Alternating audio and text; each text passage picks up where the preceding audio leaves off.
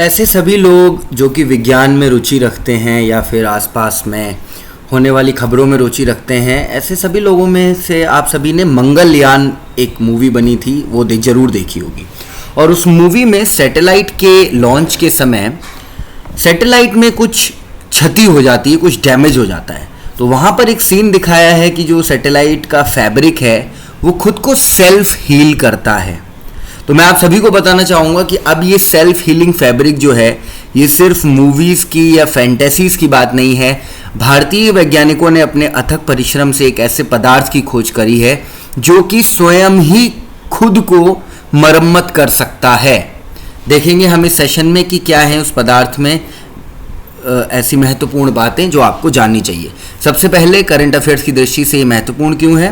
भारतीय विज्ञान शिक्षा एवं अनुसंधान संस्थान IISER कोलकाता के शोधकर्ताओं ने IIT खड़गपुर के साथ मिलकर एक पीजो इलेक्ट्रिक मॉलिक्यूलर क्रिस्टल विकसित किए हैं जो बिना किसी बाहरी हस्तक्षेप की मदद से अपनी यांत्रिक क्षति को खुद ही ठीक कर सकते हैं। पीजो इलेक्ट्रिक क्रिस्टल पदार्थों का एक समूह है जो यांत्रिक प्रभाव से गुजरने पर विद्युत उत्पन्न करता है। आप सभी को जानना चाहिए कि क्रिस्टल जो पीजो इलेक्ट्रिक क्रिस्टल मॉलिक्यूल हैं या सब्सटेंस हैं वो ऐसे सब्सटेंसेस को कहा जाता है जो कि मैकेनिकल फोर्स अगर उनके ऊपर लगाया जाए, यानी कि अगर कोई यांत्रिक प्रभाव उन पर लगाया जाए तो उनके अंदर एक विद्युत प्रभाव खुद से पैदा हो जाता है, कि इलेक्ट्रिक इफेक्ट पैदा होता है। और वो इलेक्ट्रिक इफेक्ट की वजह से जो डैमेज उन सब्सटेंसेस में होता है वो खुद ही उसको सेल्फ हील कर लेते हैं।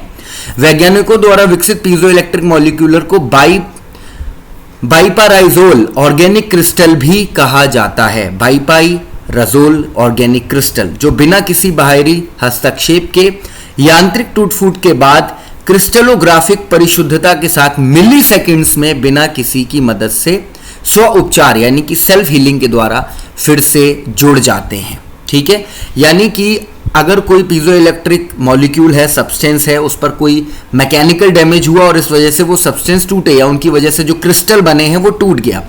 अब क्योंकि उस मैकेनिकल इफेक्ट की वजह से उन क्रिस्टल्स में एक इलेक्ट्रिक इफेक्ट पैदा होगा और वो इलेक्ट्रिक इफेक्ट्स की वजह से वो सब्सटेंस खुद को दोबारा जोड़ लेंगे। इस प्रभाव को हम पीजो इलेक्ट्रिक प्रभाव कहते हैं, ये भी आप याद रखिएगा।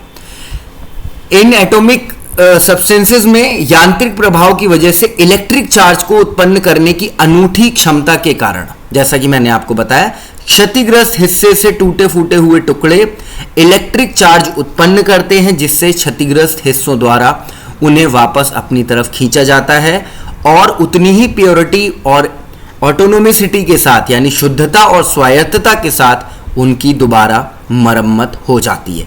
तो ये बहुत ही इंपॉर्टेंट एक आपके लिए टॉपिक है, साइंस एंड टेक्नोलॉजी के करंट अफेयर से रिलेटेड है। दुनिया भर के साइंटिस्ट इस तरीके के सब्सटेंस को बनाने की कोशिशों में लगे हुए हैं जो कि मटेरियल खुद को दोबारा से सेल्फ हील कर ले। क्योंकि कई बार अगर आप कोई सैटेलाइट भेज रहे हैं या कोई रोवर भेज रहे हैं या फिर और कोई रोबोट फार डिस्टेंस पे है और अगर वहां पर कोई डैमेज हो जाता है किसी वजह से, तो it is not possible to go there and repair. वहाँ पर जाकर के उसको रिपेयर करने में बहुत ज़्यादा इकोनॉमिक कॉस्ट आती है। फिर वो अलग अलग जो है वो उसकी एक स्टडी की जाती है कि कौन सी चीज़ कितनी एफिशिएंट है। लेकिन इस तरीके के अगर सब्सटेंस को हम डेवलप कर पाएँ और उनसे गैजेट्स को बना पाएँ, उनसे हम अलग अलग इलेक्ट्रॉनिक हम कह सकते हैं चीज़ों को बना पाएँ, तो वो एक बहुत ही मददगार चीज़ साबित हो सकती है। इसलिए इसके मायने जो हैं वो बहुत ज़्यादा हैं और इसी तरीके के क्वेश्चंस आपसे पूछे जाते हैं जिनके की मायने बहुत ज़्यादा होते हैं। आने वाले समय में उनका यूज़ एक बहुत बड़ा होने में आ सकता है। तो आप सभी लोग एग्जाम रेस हिंदी को जरूर सब्सक्राइब करिए, बेल नोटिफिकेशन आइकन को प्रेस करिए। इसी तरीके के लेक्चर्स आपको रोज यहाँ पर मिलेंगे। That's all for the session. Thank you.